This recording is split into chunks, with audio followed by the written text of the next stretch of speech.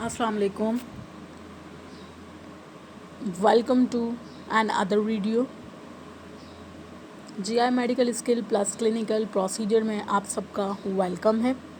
Like, subscribe, share and support me. अब तक अगर आपने मेरा चैनल सब्सक्राइब नहीं किया तो लाजमी सब्सक्राइब करके बेल आइकन का बटन प्रेस करें और नोटिफिकेशन ऑल पे क्लिक करें ताकि आप मेरी हर नई आने वाली वीडियोस से बाखबर रहें और उसे देखकर नॉलेज हासिल करें. आईसीयू इक्विपमेंट के बारे में मैं पहले भी एक वीडियो बना चुकी हूँ. अगर आपने वो वीडियो नहीं देखी तो सबसे पहले वो देखिए, फिर पार्ट 2 को शुरू कीजिए. आईसीयू इक्विपमेंट पार्ट 2 आज हम स्टार्ट कर रहे हैं. इसमें हर चीज़ वो बताई जाएगी जो आईसीयू में यूज़ होती है और आईसीयू इक्विपमेंट में उसका नंबर शुमार किया जाता है. आईसीयू इक्विपमेंट पार्ट 2 आज हम वीडियो डिस्कस करते हैं. तो चलें वीडियो स्टार्ट करते हैं. सब्सक्राइब का बटन लाजमी दबाइए. वीडियो स्टार्ट करते हैं. Foley catheter. Foley catheter tube like structure होता है. लैटेक्स का होता है, सिलिकॉन का होता है, पॉलीयूरेथेन का होता है. लेकिन इस वक्त जो आपको स्क्रीन पर शो हो रहा है ये लैटेक्स फॉलिस है. इन्फ्लेट करते हैं बलून को ब्लैडर में. यूरिन, जो पेशेंट बेड रेस्ट होते हैं उनको यूरिन कैथेटर लगाए जाते हैं ताकि उनका आउटपुट मेजर कर सकें. इसमें 2 लुमेन प्रेजेंट होते हैं. एक बलून इन्फ्लेट करने के लिए होता है एंड सेकंड अदर जो लुमेन है वो यूरिन ड्रेनेज के लिए होता है. उसमें जो बलून फिक्स करते हैं उसमें स्टेरिलाइजेशन वाटर डाला जाता है और सेकंड अदर बैग हैंग किया जाता है यूरिन ड्रेनेज के लिए. इसके बाद 3 वे फॉलिस कैथेटर है हमारे पास. वो यूरिन ड्रेनेज के लिए यूज़ होता है. एक उसमें इन्फ्लेट बलून के लिए. पहले लैटेक्स फॉलिस जो बताया है, 2 फंक्शन इसमें एक जैसे हैं लेकिन वन एंड अदर प्लस है इसमें, जो कि है ब्लैडर इरिगेशन करने के लिए. अक्सर पेशेंट को यूरिन में ब्लड आ रहा होता है. एक डिजीज़ है, इसका नाम हेमाचूरिया है. हेमाचूरिया के लिए इरिगेशन की जाती है, ब्लैडर को इरिगेट किया जाता है. इस वजह से 3 वे फॉलिस यूज़ किया जाता है जिसमें हमारे पास urine drainage, balloon inflate and bladder irrigation का प्लस पॉइंट होता है. इसके बाद मेलिकोट कैथेटर है. मशरूम टाइप इसकी टिप होती है.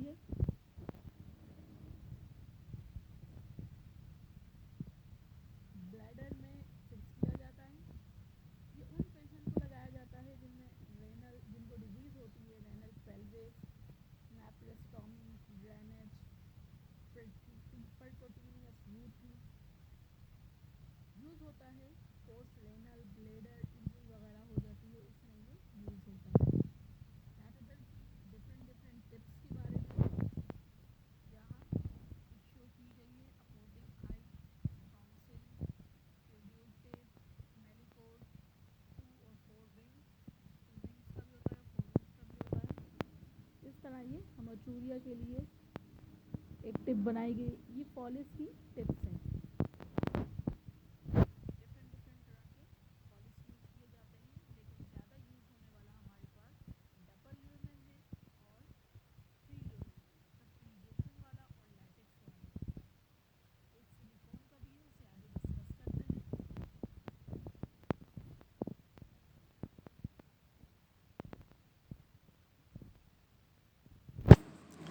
सुप्रा पुबिक कैथेटर. ये कैथेटर एब्डोमेन या अम्ब्लिशियस इंसिजन के दौरान से दिया जाता है, देन इंसर्ट किया जाता है. ये सुप्रापुबिक कैथेटर जो है वो एब्डोमेन के पार्ट में अम्ब्लाइकल के करीब इसे सुप्रापुबिक कैथेटर को किया जाता है. ये यूज़ होता है. इसके बाद है silicone catheter. Silicone catheter urinary versa irritate leaks. अब जब लैटेक्स की रहे हैं। लैटेक्स हम 1 वीक यूज़ कर सकते हैं, 1 वीक हम लैटेक्स यूज़ कर सकते हैं। लैटेक्स जो है उसका टर्म जो है वो शॉर्ट टर्म के लिए यूज़ होता है। इन्फेक्शन के ज़्यादा चांसेस होते हैं लैटेक्स में, जबकि सिलिकॉन कैथेटर जो है वो लॉन्ग टर्म पेशेंट यूज़ करता है, हार्मफुल इन्फेक्शन से बचाता है। ये सिलिकॉन टाइप कैथेटर है, इसे हम 3 वीक यूज़ कर सकते हैं। K90 कैथेटर सिंगल लुमेन, ये यूज़ होता है सिंगल टाइम यूरिन ड्रेनेज में। अगर किसी को प्रॉब्लम हो रहा है या कोई डिजीज़ शो होने वाली है या यूरिन में मसला हो रहा है तो उसे K90 catheter single lumen use करते हैं, ताकि जो उसका अंदर क्लॉट वगैरह हुआ है वो सब बाहर आ जाए और उसे सुकून हासिल हो।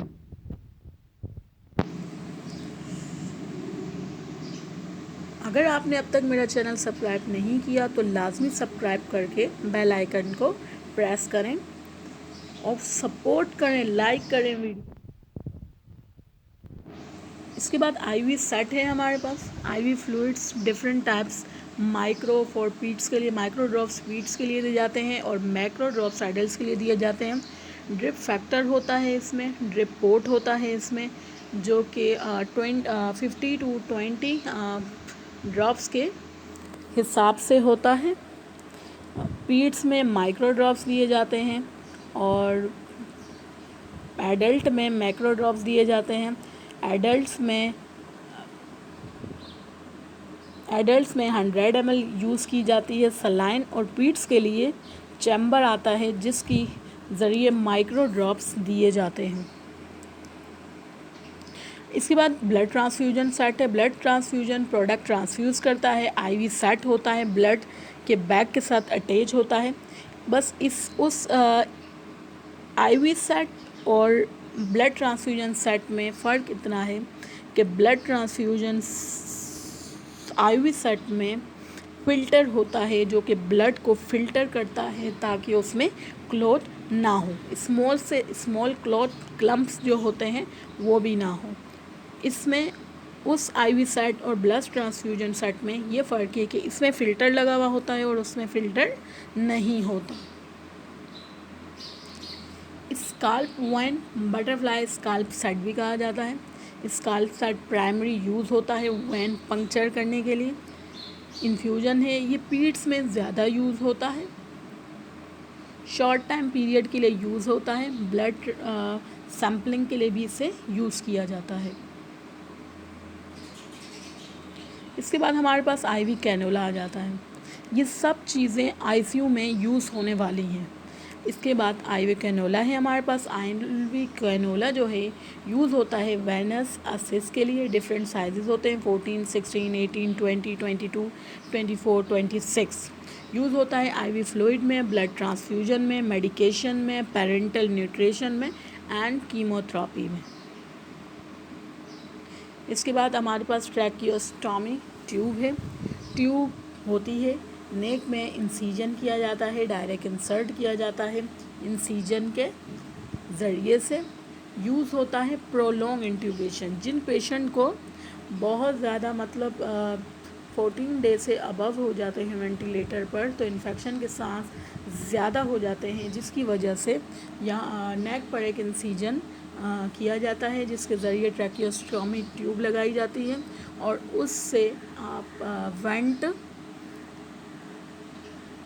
अटैच कर सकते हैं। होम पेशेंट को दिया जाता है।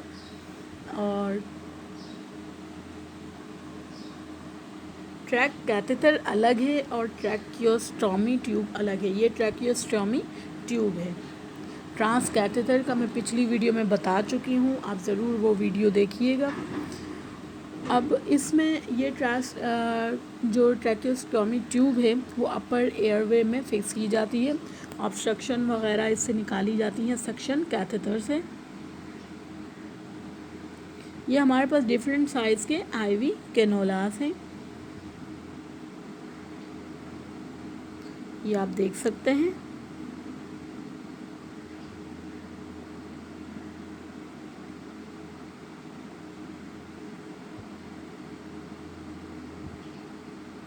इसके बाद हमारे पास एंडोट्रैकियल ट्यूब है। ट्यूब इंसर्ट की जाती है। अब इसमें ट्यूब में ये है कि ये नेज़ोफेरिंग से भी इंसर्ट की जाती है और ऑरल से भी इंसर्ट की जाती है। ज़्यादातर आपको OETT मिलेगी, ओरल एंडोट्रैकियल ट्यूब मिलेगी।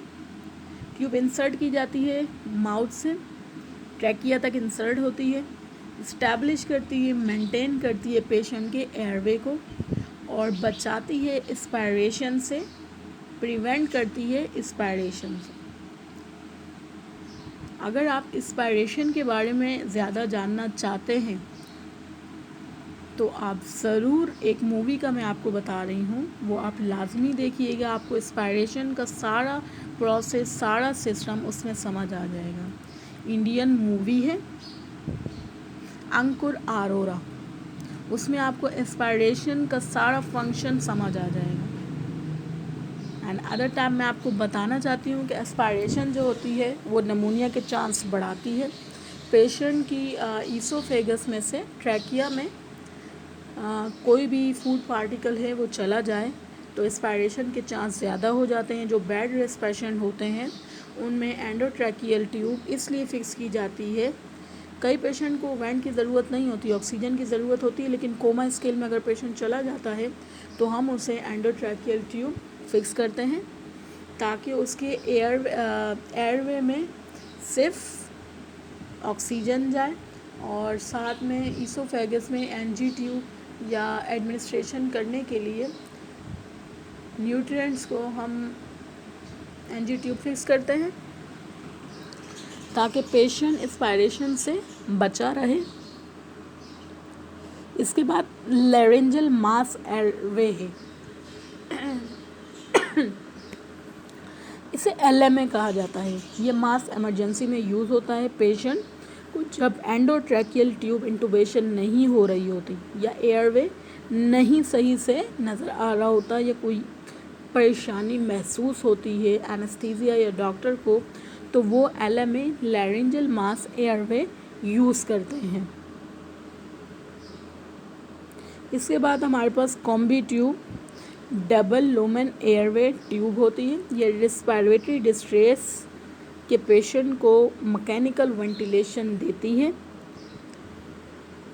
इसमें एक बलून टाइप होता है। The combi tube also known as esophageal tracheal airway और esophageal tracheal double lumen airway is a blind insertion airway device used in the pre-hospital and emergency setting. It is designed to provide an airway to facilitate the mechanical ventilation of the patient in respiratory distress.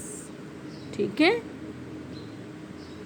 इसके बाद हमारे पास समान gas catheter आ जाता है। Pulmonary artery कैथेराइजेशन होता है, right heart side कैथेराइजेशन के fix किया जाता है। ये हमारी पल्मोनरी आर्टरी कैथेटर कहलाता है। ये कैथेटर लार्ज वेन में इंसर्ट होता है, इंटरजुगुलर वेन में होता है या सब क्लेविकल और फेमोलर वेन, हमारी जो ये 3 वेन्स हैं इसमें यूज़ किया जाता है ताकि मेयर हो पल्मोनरी आर्टरी का जो प्रेशर है वो हम मेयर कर सकें। इसके बाद हमारे पास नेज़ो गैस्ट्रिक ट्यूब है। ये ट्यूब स्टमक नॉस्ट्रिल से स्टमक तक फिक्स की जाती है। यूज़ होती है गैस्ट्रिक लवाज में, मतलब कोई पेशेंट पॉइज़न ले लेता है, पॉइज़न खा लेता है तो फ़ौरन से उसे घर वाले हॉस्पिटल ले जाते हैं, जिसके ज़रिए एनजी ट्यूब उसे पास की जाती है। गैस्ट्रिक लवाज के लिए भी यूज़ होती है, गवाज के लिए भी यूज़ होती है और लवाज के लिए भी यूज़ होती है। मतलब अंदर एडमिनिस्ट्रेशन करने के लिए, कोई ग़िज़ा एडमिनिस्ट्रेशन करने के लिए यूज़ होती है और बाहर निकालने के लिए भी यूज़ होती है। इसे नेज़ो गैस्ट्रिक ट्यूब कहा जाता है और सिंपल वर्ड्स में एनजी ट्यूब भी कहा जाता है।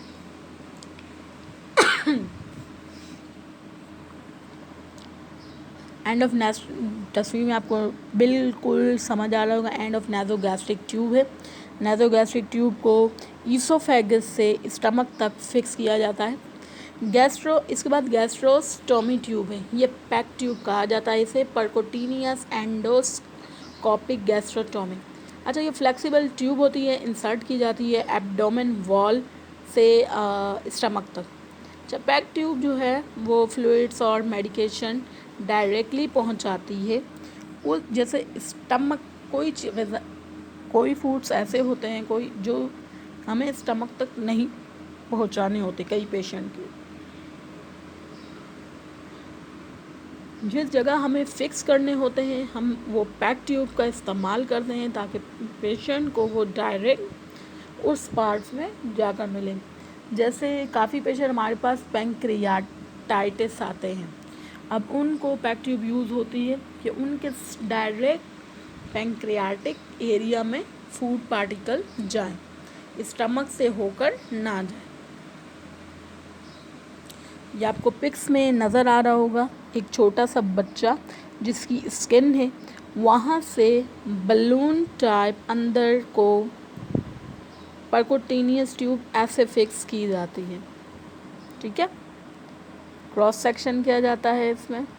और T tube use for gall bladder surgery, common bile duct place use bile drainage के लिए, बाइल जो ड्रेनेज होता है उसके लिए यूज़ की जाती है,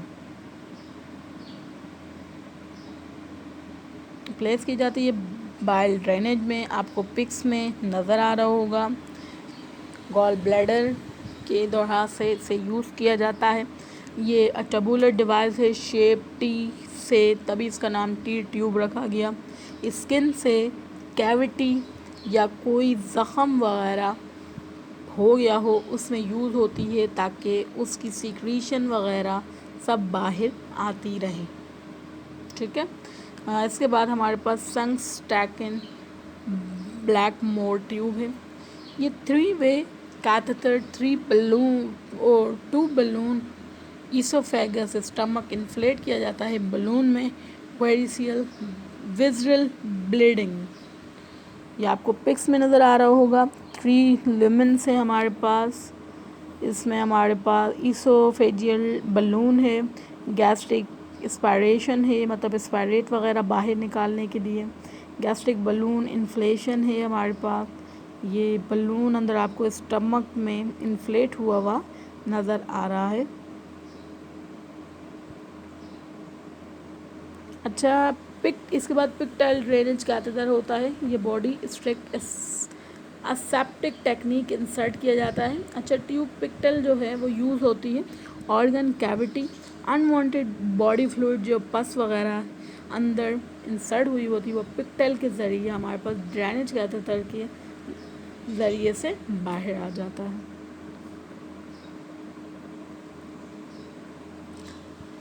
ये आपको ट्यूब नज़र आ रही है पिक्टल की।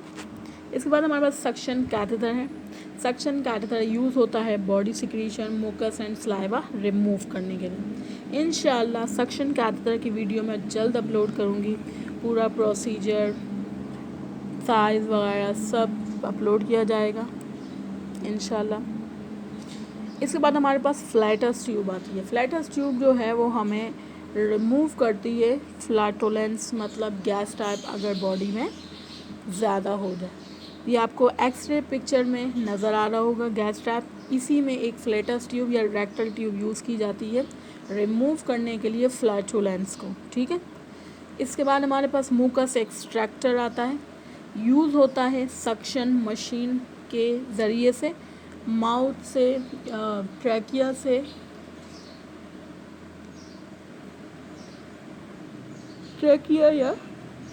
ट्रैकिया या थ्रोट से सिक्रीशन को बाहर निकाला जाता है। आपको दिखाती हूँ मुकस एक्सट्रैक्टर। ये हमारे पास मुकस एक्सट्रैक्टर है जो यूज़ किया जाता है सक्शन मशीन के ज़रिए से। एक पोर्ट इसका सक्शन मशीन के साथ अटैच होता है जिससे पेशेंट की जो सलाइवा मुकस वगैरह आती है वो इससे सेव किया जाता है। और ट्रैकियल CS पेशेंट का टेस्ट किया जाता है, लेसे लेबॉर्ट्री में भिजवाया जाता है ताकि पेशेंट के ट्रैकियल में जो सेंसिटिविटी है वो हमें मालूम हो सकते। इसके साथ वीडियो का इख्तिताम है। वीडियो यहाँ पर हमारी ख़त्म हो गई है। ICU इक्विपमेंट की वीडियो हमारी आज कंप्लीट हो गई है। Hopefully you like this platform, so please support me. अगर आपको मेरा चैनल पसंद आया तो प्लीज़ सब्सक्राइब करें, बेल आइकन को दबाएं और लाइक का बटन ज़रूर दबाएं। और GI medical skill plus clinical procedure में आप मेरा चैनल सब्सक्राइब करें ताकि तमाम मेडिकल वीडियो जो हैं वो मैं अपलोड करूं आप तक मिलें। लाइक करें, शेयर करें, सब्सक्राइब करें, टर्न करें नोटिफिकेशन ताकि आप सारी वीडियो हासिल कर सकें। और medical skill procedure assessment clinical as soon as possible यहाँ आपको सब प्लेटफॉर्म मिलेंगे इंशाल्लाह। इसके साथ वीडियो का ख़त्म है। उम्मीद है आप सबको वीडियो पसंद आई होगी। अल्लाह हाफ़िज़।